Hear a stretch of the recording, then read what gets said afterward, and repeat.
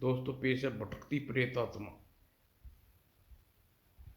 ये कवर चित्र है दोस्तों।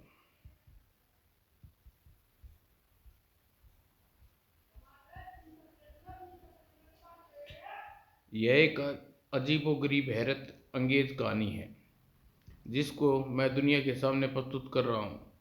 मैं मेरे विचार में कभी किसी इंसान को ऐसे अनुभव नहीं किए होंगे, कभी किसी के साथ ऐसी रहस्यमय हस्ती, बल्कि हस्तियों का सबका न पड़ा होगा। कभी किसी के साथ ऐसी सनसनीखेज घटनाएं न घटी होंगी और कभी स्वयं अपने को किसी रोंगटे खड़ी कर देने वाली दास्तां न पड़ी होगी।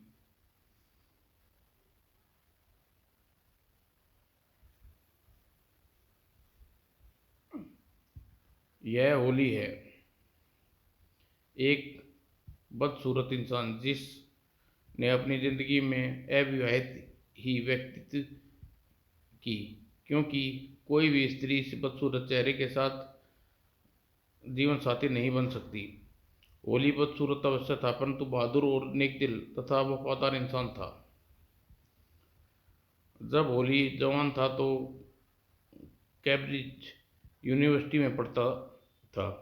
उसका एक दोस्त था, क्योंकि कोई भी नौजवान बदसूरत होली का मित्रता न बढ़ाता था, इसलिए उसके जीवन में केवल वंशी की मित्रता प्राप्त थी और इस मित्रता की नींव बहुत विश्वसनीय थी। वंशी एक धनवान व्यक्ति था, जबकि होली बहुत गरीब। एक रात 12 बजे वंशी जिंदगी और मौत से जूझता बीमारों की तरह खांसता होली के कमरे में आया और उसने होली को एक संदूक सी देते हुए वचन दिया कि होली इसे 5 साल के बच्चे का संरक्षण बनेगा। उससे बच्चे से वंशी इसलिए घृणा करता था क्योंकि उसके पैदा होते ही वंशी की प्यारी पत्नी चल बसी और लियो वंशी का एक लड़का था जो 25 साल का हो जाए तो उस संदूक को खोला जाए, संदूक के लिए हवाले एक कर दिया जाए। वंशी ने बताया कि उससे पूर्व जन्म की सीढ़ियों पहले प्राचीन मिस्र के कहात थे पुजारी। सुबह वंशी अपने कमरे में मुर्दा पाया गया और होली उस बच्चे के लिए ट्रस्टी बन गया। वंशी अपने वसीयत में भी होली को संरक्षण बनाया था और इस घटना के 20 वर्ष बाद लियो जब जवान हुआ तो वह भी पिता के समान खूबसूरत और समर्थशाली और बाका जवान था। लड़कियां उसकी सुंदरता पर रीझती थी और प्यार से उसे अपोलो कहकर याद किया करती थी। लियो 25 वर्ष की वर्षगांठ में अगली सुबह वह घड़ी भी आई जब न केवल वह खानदानी संदूक मिला बल्कि वंशी की ज़्यादा कानूनी वारिस भी बनाया गया, क्योंकि होली सबसे अधिक दिलचस्प उस रहस्य संदूक में थी। होली भले ही आयु में बुढ़ापे की सीढ़ियाँ प्रवेश कर चुका था, उसका शरीर की बनावट के अनुसार आज भी वैसा ही दिखता था। होली अत्यंत एक गवाह के सामने संदूक खोल दिया, रहस्य में परतें खुली चली गई। बड़े संदूक के भीतर छोटा संदूक, फिर उसके भीतर एक और छोटा संदूक, इस तरह चौथे संदूक में एक मिस्र की कला चांदी की खूबसूरत संदूक था। फिरौन के ज़माने का मेहर अंकित थी। इस संदूक के भीतर जो कुछ भी दस्तावेज बरामद हुए उसे सारांश नीचे दिए जा रहे हैं। यह बताने की आवश्यकता नहीं, पुरातन काल में मिस्र के फिरौनों के द्वारा प्रयोग किए जाने वाले इस पेरिस भोजपत्र भी थे। इस दस्तावेज में जो भी तहरीर पाई गई वह खानदान के सदस्यों द्वारा लिखी गई थी और अंतिम सदस्य वंशी था।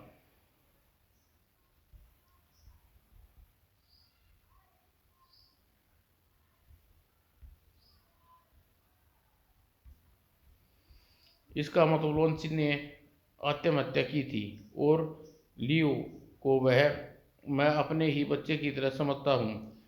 कहीं यह भी आप अपने बाप दादा के लिए जादूगरी की तलाश में निकलना पड़े। ऐसा हुआ तो मैं अकेला अकेला न जाने दूंगा। अब क्या कहते हो लियू? पहले इस संबंध में तुम्हारी राय जानना चाहता हूँ होली चाचा। बेशक यह तहरीर तुम्हारे पूर्वजों ने लिखी होगी, यहाँ तक कि बात सच है। और यह भी हो सकता है कि काली क्रिस्त को किसी कबीले की रानी ने मारा हो, लेकिन बाकी सब बकवास है। क्या मतलब? कोई भी इंसान इतनी सी सदियों बीत जाने के बाद जीवित नहीं रह सकता। यह भी बकवास है कि आग के किसी खोखले स्तंभ में स्नान करने से इंसान अमर हो जाता है। मेरा भी यही ख्याल है हजूर, यह गप्पे हैं। लेकिन मेरे पिता उस चट्टान तक पहुंच गए थे जिसकी जिक्र राजकुमारी आजम हस्त ने किया। ऐसी अनेक पहाड़ियाँ हो सकती है लियू, जिसकी चोटी पर आपसी के सिर जैसी हों। फिर मेरा ख्याल है कि पत्नी की मौत के गम में तुम्हारे पिता का दिमाग चल गया था। लेकिन उन्हें यह भी लिखा है कि कुछ ऐसी जंगली जंगली भी मिले जिन्हें रहस्यमय के बारे में बताया। वे उस औरत के कोई प्रेत आत्मा समझते हैं। खैर, मुझे कहना था मैं कह चुका। अपना अपना फैसला दे दो, उचित है। हालांकि मैं तुम्हारी बातों से सहमत हूँ, लेकिन मैं इस मामले को यहीं समाप्त करना चाहता हूँ ताकि हमारे खानदान को बेयोर करने वाला यह बोझ हमेशा के लिए ख़त्म हो जाए। अब अगर तुम मेरे साथ न चलोगे तो मैं अकेला जाऊंगा और मेरी गोरी प्रेतात्मा और आग के स्तंभ का रहस्य मालूम करूंगा। यह लियू के बचपन की आदत है, जो फैसला कर लेता है उसे नहीं बदलता। ठीक है लियू, भी साथ मेरा भी साथ असमान है। जंगली भैंसे का शिकार, शायद उसका अवसर मिल जाए। तुम्हारे साथ चलूंगा जो वो तुम। हालांकि न तो मुझे शिकार खेलने का कोई शौक है, न विदेश घूमने का, परंतु नमक हराम नहीं हूँ। वही आपकी मेरी सेवा आवश्यक प्राप्त होगी। यात्रा दौलत के लिए लीपू के पास कमी नहीं थी। तीनों माह की तैयारी के बाद 3 माह की तैयारी के बाद समुद्र की जहाज से जीवनवार की ओर रवाना हो गई। जहाज का कप्तान उस मार्ग से परिचित था जो ऐसे तट से गुजरता था जहां हबसी सिर जैसी चोटी वाली पर्वत था। एक रात भरपूर चांदनी थी और समुद्र खामोश था। उसका खेल अब चट्टान की तरफ है। उसका संकेत उस चट्टान की तरफ है। अंकल, होली अंकल, इसका मतलब कप्तान के अनुमान सही है। कल सुबह 10 बजे हम रहस्यमय चट्टान की चोटी इंसानी शक्ल जैसी है पहुंच जाएंगे और शिकार शुरू करेंगे। या फिर अगर आग का वह स्तंभ, उस प्रेतात्मा की तलाश। आज तुम सुबह से इस अरब में बात करते अपनी अरबी जमा रहे थे। हाँ, उस व्यक्ति की आधी उम्र गुलामों की तिजरित करते गुजरी है। एक बार इंसानी सिर वाली चट्टान पर उतरा था, लेकिन अफसोस कि किसी वीरान शहर के कबीले के बारे में कुछ नहीं जानता। वह कहता है कि उस तरफ सारा क्षेत्र दलदली और सांप विशेषकों, अजगरों, दरिंदों आदि से भरा है। मलेरिया ल्यू, दलदली क्षेत्र में कुछ हो या नहीं, गोरिल्ला आवश्यक होता है। यह सुनकर कि हम उस तरफ जा रहे हैं, कोई स्थानीय कबाली हमारे साथ आने के लिए तैयार न हुआ। उन लोगों को हम पागल समझेंगे। और तुम जानो लियो, हम पागल नहीं हैं। मेरी तो उम्र बीत चुकी, मुझे तुम्हारी चिंता है बेटे। इस अभियान पर हम चल रहे हैं वह संसार के मूर्ख पूरा पूर्ख है। लेकिन चाचा, मैं इस मामले का अंजाम तक पहुंचाने आया हूँ। वह देखो, वह बादल कैसे हैं। जाकर उस अरब से पूछो, शायद बादल कैसे हैं जो संचालक चला रहा है। वह कहता है तूफान, लेकिन हमसे दूर से गुजर जाएगा। क्या बात है जो तुम परेशान नजर आ रहे हो? श्रीमान, हम इस काले लोगों से ज़रा विश्वास नहीं करता। ये बड़े चोर उचक्के होते हैं। तो फिर किश्ती में हमारा सब कीमती सामान रखा है, कहीं ये लोग उसका रस्सा काट कर किश्ती ले भागे तो हम हाथ मलते रह जाएंगे, फिर पता नहीं क्या होता है। इसलिए मैंने तय किया है कि मैं जहाज की बजाय उसी बोट पर रहूँगा। ठीक है जो वो, मेरे विचार से जंगली भैंसे के मरने मारने का एक सही तरीका गोली माथे पर लगनी चाहिए। तूफान, वो जहाज डूब रहा है और कौन किश्ती में कूदा? वही अरब शब्द। ओह,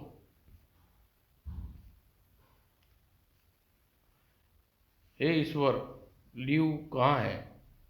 लियू, वह तो जवान खुद को। सावधान, दूसरी लहर आ रही है। हे ईश्वर, यह लहर मुझे गर्क के लिए लियू के बिना। और लहर उस चोटी पर वह काली सी चीज क्या है? पानी निकालो, पानी निकालो। ओह, यह लियू है। ईश्वर, मेरी लियू। पानी खींचो, पानी की लहर गुजर गई है।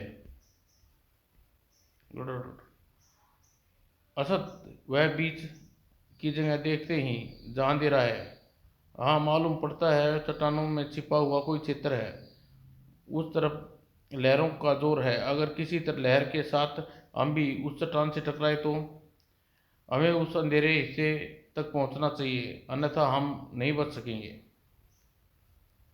लहरों ने खौफनाक भौर। ओ, यह खौफनाक गरज के साथ चट्टानें टकरा रही हैं। ए मेरे खुदा, तो मेरा इम्तिहान है। मेरे खुदा, आज मेरा इम्तिहान है। ए खुदा, शुक्र है हम उस जगह हैं, लेकिन हमारे अलावा जहाज के सब यात्री मारे गए। असंभव। वो लियू के होश में आ रहा है, कुछ बड़बड़ा रहा है। मालूम पड़ता है वह सो गया है। हम किसी दरिया में हैं जनाब। सुबह देखेंगे हम कहाँ हैं। हफ्सी का सिर। ओह, वह देखो हफ्सी, जिस सिर की चट्टान। अरे बाप रे, मेरे ख्याल से तो कोई जबरदस्त देवता है जो चट्टान पर तस्वीर खिंचवाने बैठा है। ओह, मेरा शरीर क्यों अकड़ा हुआ है? कहाँ है? लाओ थोड़ी ब्रांडी दो। शुक्र करो मौत की अकड़न है नहीं है, जहाज डूब गया।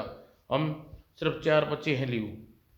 ईश्वर को धन्यवाद दो कि हमने खोने खाने पाने का सामान किश्ती में रखा था। अरे, यह तो वही चट्टान है जिसका वर्णन हम दस्तावेज में पढ़ चुके हैं। हाँ, है तो वही। तो फिर जो कुछ हमने पढ़ा वह माना कहानी नहीं, सच्चाई है। इस चोटी को देखने पर परिणाम निकालना मुश्किल है। यह सच है कि दस्तावेज में इस तरह की चट्टान का वर्णन है, परंतु वही चट्टान इसका प्रमाण नहीं। चचा होली, अब जिंदा जब जो जिंदा रहेगा अपनी आंखों से लेगा कि सच है या झूठ। जो चप्पू चलाओ, किसी किश्ती खुराट तट पर ले चलो, ध्यान रहे दलदल न। बाप रे, मगरमच्छ एक नहीं कई हैं। दलदली मिट्टी कितने खिलौने हैं। वह देखो, वहाँ कोई दलदल नहीं है, सूखा सपाट चट्टानी किनारा है। यह जगह भी घाट रही होगी। कौन ऐसा मूर्ख होगा जो इस क्षेत्र में जहाँ जंगली बसते हैं घाट बनाए। बरसते यहाँ जंगली बसते हों। शायद यहाँ प्रारंभ में दलदल न थी, शायद यहाँ जंगली को भी न रही होगी। यह देखो। तुम कहो चाचा, यह पत्थर किस काम काम नहीं, नगरी में तराश कर किसी सीमेंट जैसी मसाले से जोड़ा गया है। पत्थर के चकोर टुकड़े के बारे में क्या ख्याल है, जो रात को तूफान के कारण वृक्ष उखड़ गया।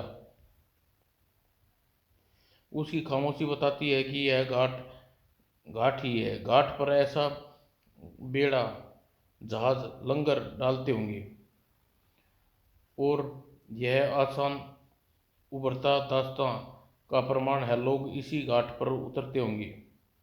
बेशक यह घाट है, लेकिन क्या मालूम यह किस जाति के कब बनाया था और कौन लोग यहाँ आबाद थे।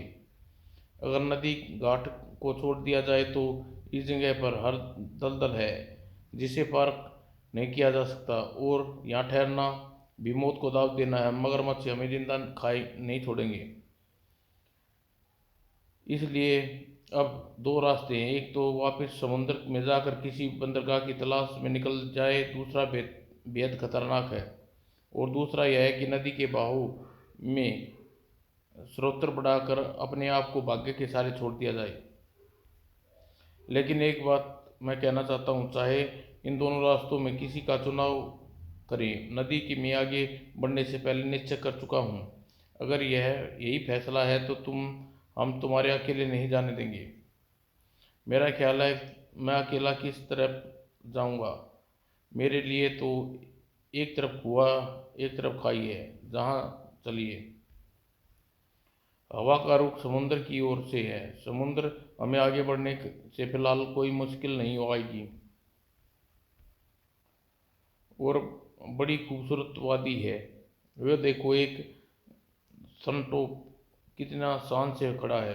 कम से कम शिकार की शुरुआत तो ही हो जाए अंकल।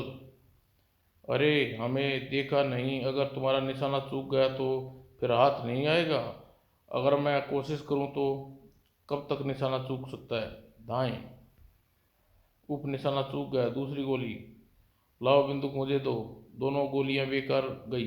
वह भाग रहा है। दाएं। मान गए अंकल। जाने कैसे मेरा निशाना चूक गया। चलो उसे लेकर आते हैं। कश्ती के किनारे ले चलो। वाह, खूब चांदनी रात। ओह, शायद आपको खूबसूरत रात में शेर की चट्टान नहीं दाढ़ नहीं सुनी।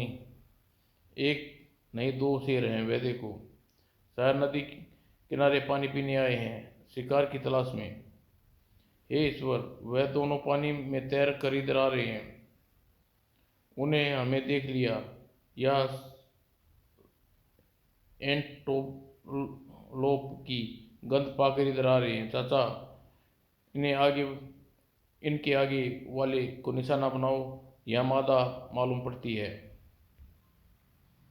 मादा ढेर हो गई, लेकिन शेर पीछे क्यों हट रहा है। ओ गार्ड, तुम्हें पानी में हलचल। ओह, मगरमच्छ है। मगरमच्छ और शेर लड़ाई ऐसा भयानक दृश्य है।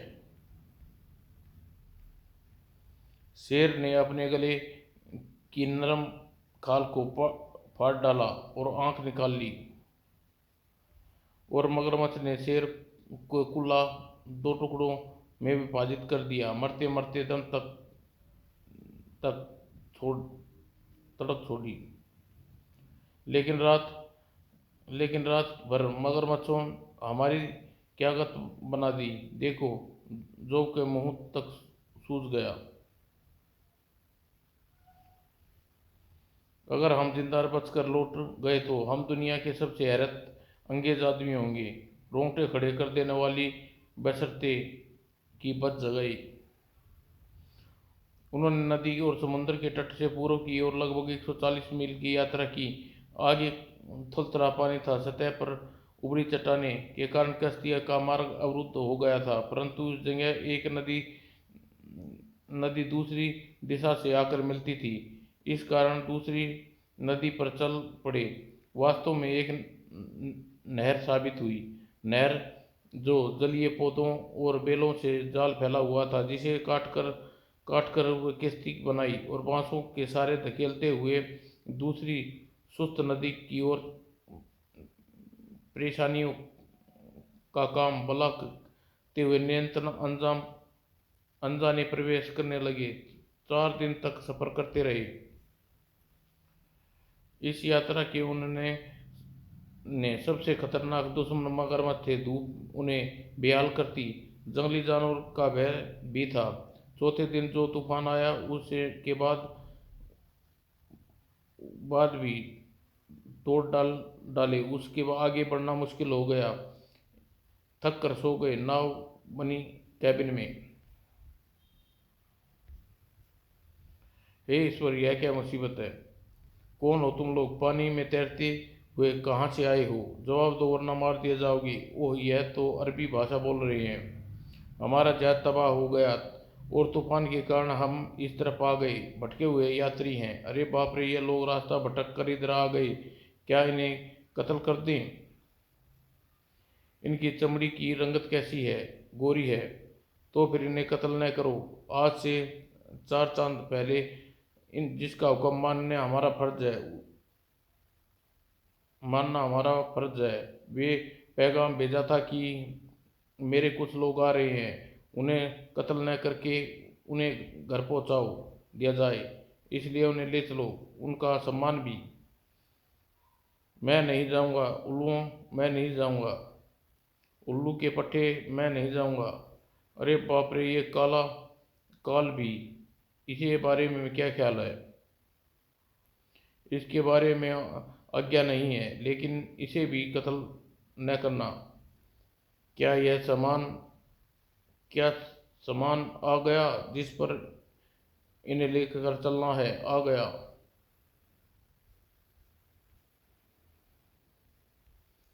8 घंटों बाद, ओह, बड़े दिनों बाद चैन की नींद आई है। लेकिन हम जा कहाँ रहे हैं? जाग गए अजनबी? हाँ, जाग गए। बाप रे, तुम किस देश से भटक कर यहाँ आए हो? और कौन सा देश है जहाँ पर हमारी भाषा सिखाई जाती है?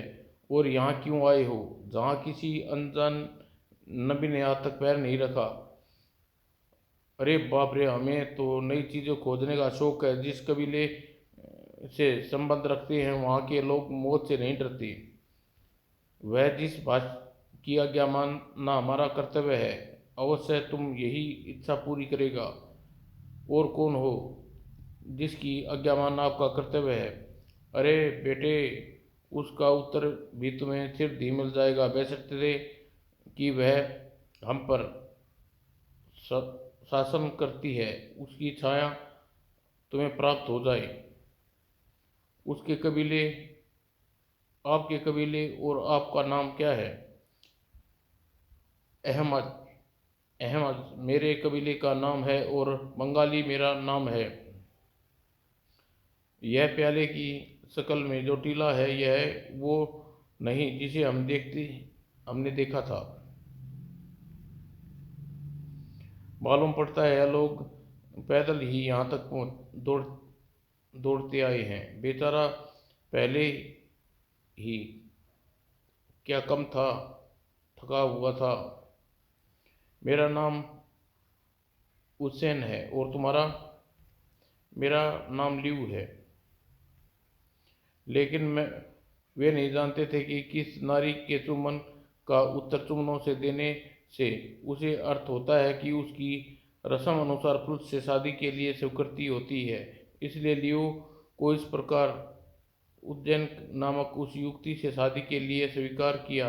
और जब यही रस्म के अनुसार लियो उज्जैन का अतिथि था। लियो यह जानकारी उज्जैन से प्राप्त कर रहा था। कौर घराने में जहाँ हत्या रहती है, क्या और भी कोई रहता है? हाँ, वही सिर्फ रक्षक औरतें और गूंगी और बहरी हैं। उमाहिज पुरा घराने के बाप कौर के लिए खाना हो गया था और घराने में कबीले की रीति के अनुसार संतानों के वंश की माँ के से नाम से चलता था, जबकि औरतें बाकायदा शादी करती थी, परंतु उकता जाने पर दूसरी शादी का कर सकती थी, उसे नूरा माना जाता था। कोई औलाद अपने बाप को नहीं पुकारती, बल्कि माँ को पुकारा करती थी, और एक खानदान के एक मर्द सबका बाप कहलाता था, जो कि सरदार होता था। इस प्रकार उमाहिज घराने का बाप बलाली था। हया ने क्या पहले किसी अजनबी को यहाँ आने दिया है? नहीं, कोई नहीं। अजनबी अगर इस तरफ भी कदम रखता तो वो बड़ी भयानक मौत की सजा होती थी।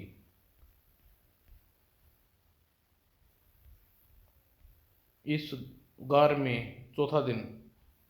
यह औरतें वही प्रेतात्मा होंगी तथा राजकुमारी असमस्तार के ज़माने में हमारे खानदान के लोग का तलाश करते हैं। तुमने उज्जैन से पूछ कि यह जाति दल दल गिरे पहाड़ों में कब कहाँ से आ गई। उनका कहना है कि कोर पहले ही एक शहर था जो अब खंडरों में तब्दील हो गया है। लोग उसी शहर में बचे खुचे घराने के जो सदियों से यहाँ आबाद हैं, और बाहर का कोई इंसान दलदलों को पार करके यहाँ तक नहीं आ सकता। एक बार वह सेना ने इन पर आक्रमण किया था, दलदलों में फंस कर मर गई। तो लियो यह लोग किस तरह वहाँ तक पहुँच जाते हैं? यह दलदलों के खुफिया रास्ते जानते हैं, हमें उन्हीं रास्तों से यहाँ लाया गया है। अजीब बात है लियो, यह हत्या कि हमारे आगमन का पता इतनी दूर रह हुए किस प्रकार हो गया? क्यों इन्होंने यह हुक्म दिया कि हमें कत्ल न किया जाए, बल्कि यहाँ कभी हुआ नहीं? उज्जैन इधर आ रही है, हमें इससे जानकारी हासिल करनी चाहिए। उस्तैन ने बताया कि कोर के खंडरों पर प्रेतों का वास है और हया सी उनकी मालिका है। उस उससे कुछ नहीं छुपा रहता। वह भविष्य तर, तर, तरक की सब बातें जानती हैं, और आया का उद्देश्य शक्तियों के सामने किसी की नहीं चलती। उसके आगे बड़ी से बड़ी सेना भी नहीं ठहर सकती। और सुनो लियो, मैं देख रही हूँ कि महसूस कर रही हूँ, अब सुनो मेरा गीत। उसने तुम में अपने हुस्न के जादू चला दिया, रोका तुम्हें मेरे पीछे आने से, और वह तुम्हें खौफनाक जंगों पर ले गई। और फिर आह मेरे प्यार, फिर ओह यह तो तले गाते गाते बेहोश हो गई। और उस तरफ अंधेरा कुछ देखकर भयभीत हो गई। जाने से क्या देखा हे ईश्वर? उज्जैन उज्जैन, क्या क्या मतलब है तुम्हारी बातों का? कुछ नहीं मेरे प्रिय, मैंने तुम्हें अपने लोगों को रस्म अनुसार गीत गाया, तुम्हारे लिए भला है। उससे संबंध में कैसे कह सकती हूँ जो हुआ ही नहीं? और तुमने कुछ देखा या देखा था उज्जैन? कुछ कुछ ने पूछा कि मैंने क्या देखा। तुम्हें भयभीत नहीं करना चाहता।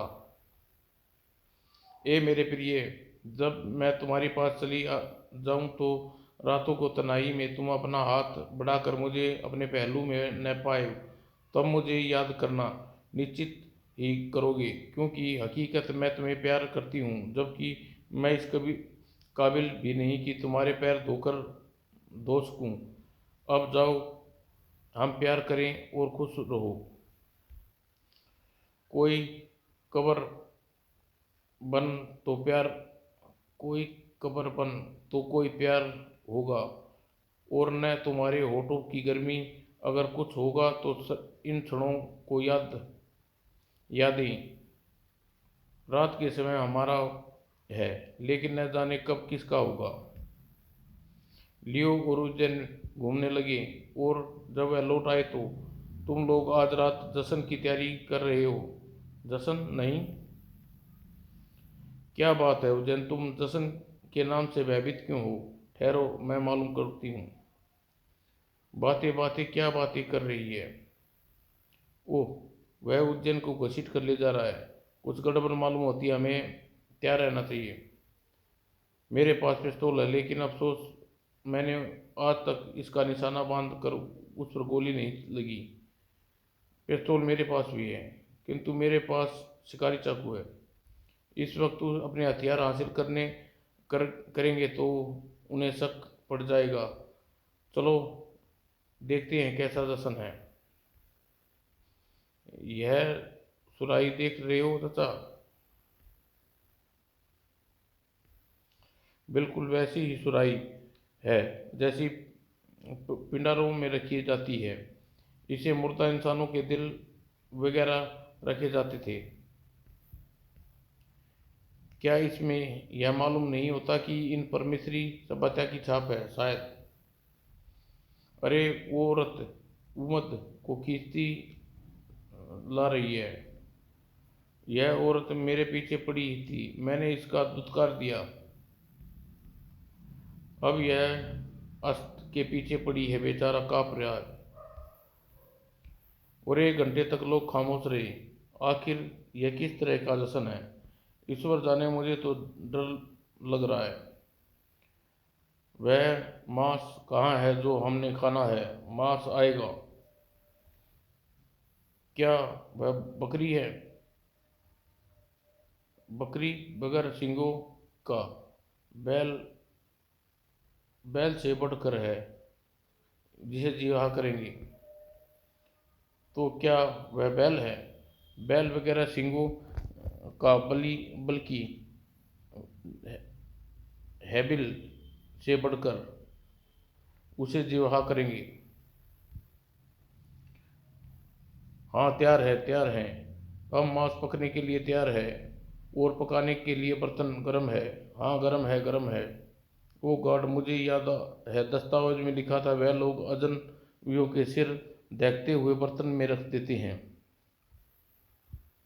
बचाओ, धाएं। औरत को मार कर तुमने मुझे खुशी हुई, लेकिन गोली अहमद को भी लग गई है।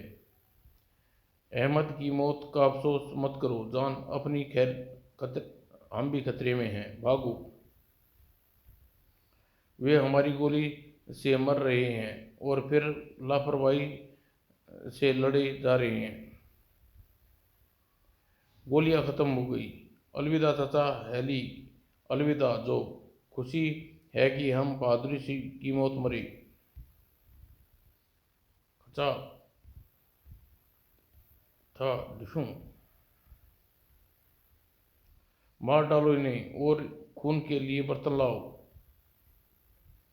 इन दोनों को एक साथ मार डालो।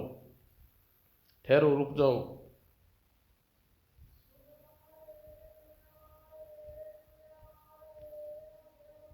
आगे हाल, प्रेत आत्मा का भाग दो।